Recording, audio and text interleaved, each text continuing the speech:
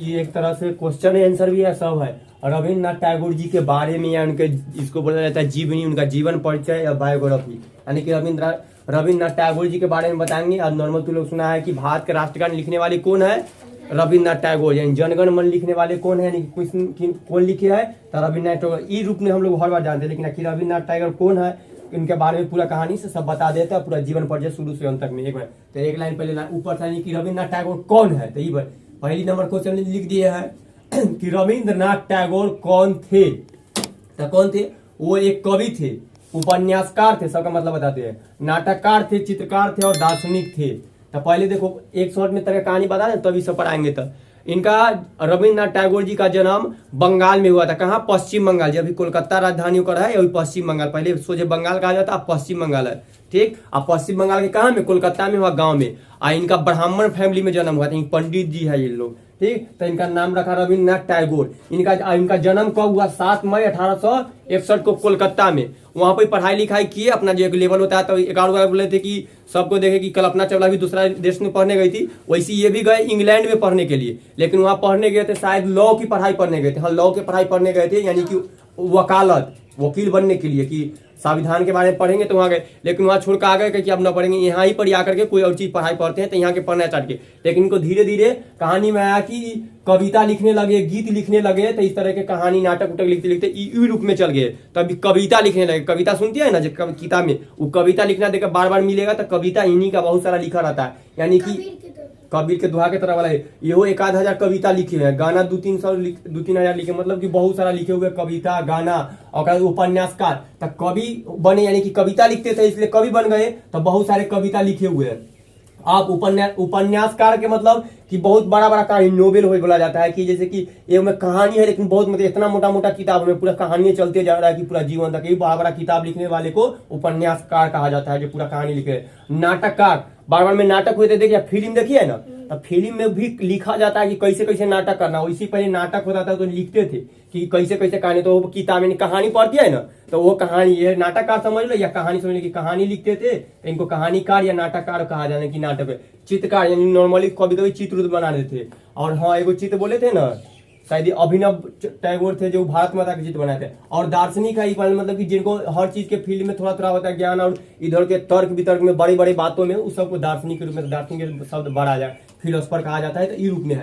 तो रविन्द्रनाथ टैगोर जी कौन थे, तो सबसे ज्यादा फेमस है कि कवि थे, ठीक। और गीत भी लिखते थे। गीत गाते नहीं थे, गाने वाला को सिंगर बोला जाता है, लिखने वाला को लेखक बोला जाता है। तो लेखक थे, यानी कि कविता लिखते थे, और वही कविता को जो गा दिया तो गीत बन गया। और गीत भी लिखते थे, उपन्यास का कहानी लिखते थे, बड़ा लंबा लंबा नोवेल, और नाटक लिखते थे, कहानी, बहुत सारा फिल्म में गीत वगैरह से इनको लिखा गया है। कविता भी गाते हैं, किताब में हम लोग को कहानी मिलने के लिए पड़ता है, यही सबके चित्रकार है। तो इस तरह, हाँ, कहानी भी लिखा हुआ है इनका पे। तो ठीक, अब इनका जन्म बता दिया कि 7 मई 1861 के कोलकाता में हुआ था। यानी कि अब शॉर्ट में बताए कि पूरा तो वहां से हुआ, आप लिखते लिखते।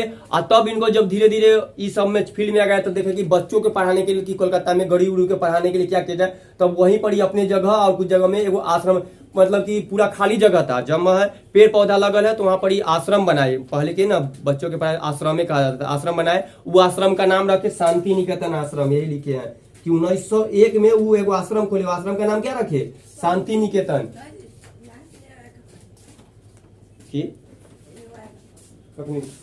सुबह में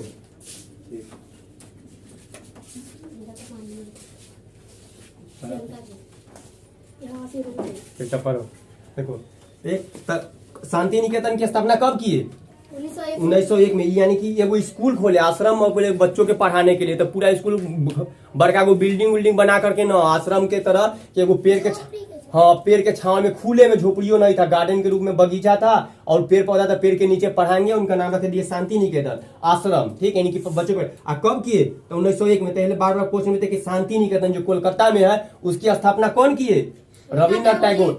शांति निकेतन की स्थापना कब हुई, 1901 में। शांति निकेतन कहाँ है, कोलकाता में, ठीक। अभी पहले आश्रम में था, धीरे धीरे रूप में विद्यालय बन गया, बड़ा सा स्कूल बन गया, कभी भी स्कूल के रूप में है। और वहीं पर ही उसी के बाद फिर कुछ दिन बाद जैसे करते गए, तो फिर 1901 में खोले विश्व भारती विश्वविद्यालय।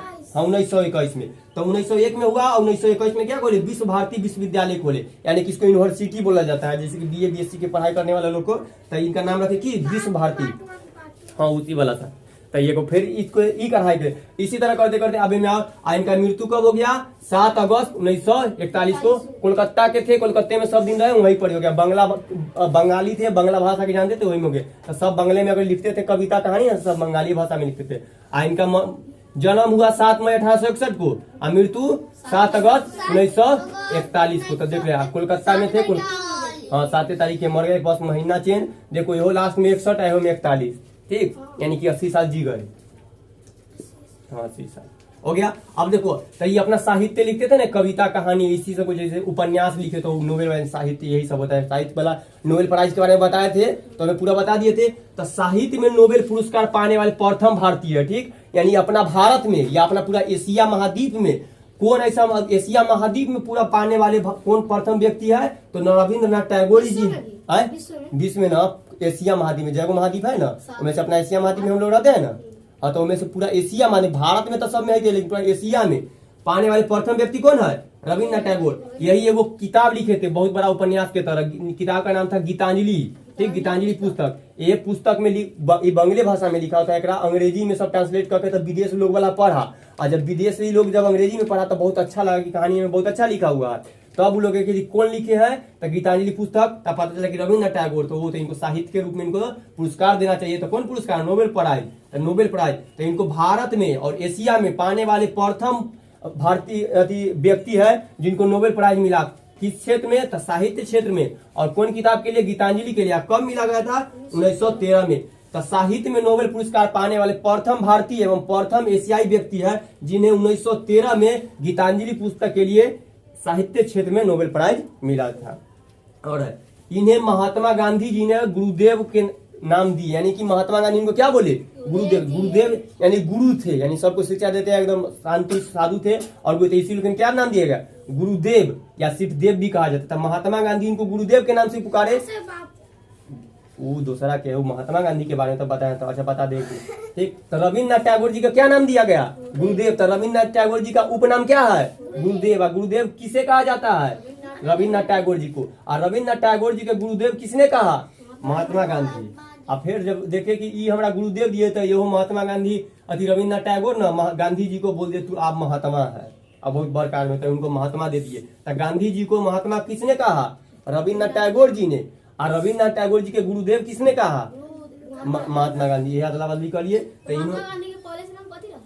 पूरा नाम ना मोहनदास करमचंद गांधी यही ना था, लेकिन महात्मा है। हाँ मोहन नाम ना, तो सब पूरा नाम, ठीक। तो ये हो गया। अब एकमात्र व्यक्ति है जो 2 देश के राष्ट्रगान को लिखे हैं। एक है भारत का राष्ट्रगान जनगण मन। तो अपना जो भारत का नेशनल एंथम है यानी राष्ट्रगान, तो क्या, हाँ क्या है? जनगण मन। तो जनगण मन को किसने लिखा है? तो रविंद्रनाथ टैगोर जी लिखे, ठीक। ये किताबे में एगो कविता में लिखा है, जनगण में से ले लिया गया, तो यही लिखे जिनको। एगो और देश है बांग्लादेश। बांग्लादेश यानी बंगाली भाषा में, तो बंगाली आए हो बंगाली थे। तो ये उस देश का भी राष्ट्रगान लिखे और राष्ट्रगान का नाम है अमार सोनार बांग्ला। इसका मतलब है हाँ बांग्ला, बंगाली में इसे लिखा है, तनी दिखा बांग्ला, हाँ इसी का बांग्ला, ठीक। अमार सोनार बांग्ला यानी कि हमर सोना जैसा हमारा बांग्ला, हाँ गए है बंग, ऐसी लिख दिया गया। हाँ अच्छा ला कर देते हैं, बांग्ला करना लो, ठीक। यानी कि हमार सोना जैसा बांग्ला है, यानी कि बांग्ला ऊपर एक अर्थ होता है हमार सोनार बांग्ला का मतलब कि सोना जैसा हमार बांग्ला। हाँ कि हमार मतलब हमर लग रहा है ना कि हमारा सोना मतलब सोना जैसा, अब बांग्ला मतलब बांग्ला कि हमार बांग्ला कैसे जैसा है? सोना जैसा। ये अर्थ होता है। तो कौन कैगो देश के अति राष्ट्रगान लिखे रविंद्रनाथ जी को? 2 कौन कौन? भारत और बांग्लादेश के। तब बांग्लादेश का राष्ट्रगान क्या है? अमार सोनार बांग्ला। भारत के जनगण। चलिए एक गरीब कि रविंद्रनाथ टैगोर कौन थे? हाँ उपन्यास का नाटक करते। रविंद्रनाथ टैगोर जी का जन्म कब हुआ था? और रविंद्रनाथ टैगोर जी का जन्म कहाँ हुआ था? कोलकाता शहर। और राज्य कहाँ पड़ता है अभी? पश्चिम बंगाल यानी वेस्ट बंगाल। और रविंद्रनाथ टैगोर जी का मृत्यु कब हुआ?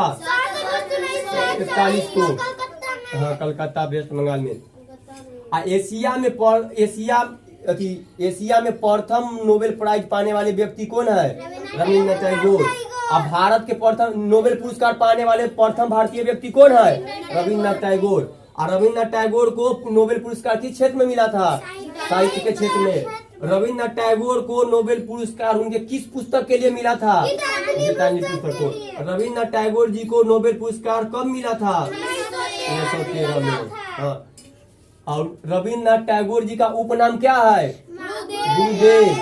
हाँ। अब गुरुदेव किनका उपनाम है? रविन्द्रनाथ टैगोर को। रविन्द्रनाथ टैगोर जी को गुरुदेव किसने कहा? महात्मा गांधी। ये हो गया। और ये चल बता दिए। और रविन्द्रनाथ टैगोर जी कितने देश का राष्ट्रगान लिखे? 2 देश। कौन कौन? हाँ। अब बांग्लादेश का राष्ट्रगान क्या है? हमारा सोनार बांग्ला। और रविन्द्रनाथ शांति निकेतन की स्थापना किसने किया? रविन्द्रनाथ टैगोर। शांति निकेतन की स्थापना कब हुई?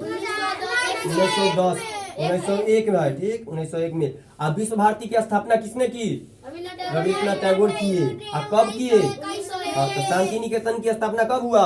1901 में। विश्व भारती विश्वविद्यालय की स्थापना 1921 में। ये पूरा कहानी था किनके बारे में? रविन्द्रनाथ टैगोर जी के बारे में। और संबंधित जीके जो समझ जितना और का हर डिटेल में जान सकते कैसे, लेकिन बहुत कुछ बता देता जानने जो कुछ होता है कोई के बायोग्राफी में। ठीक है, जाओ।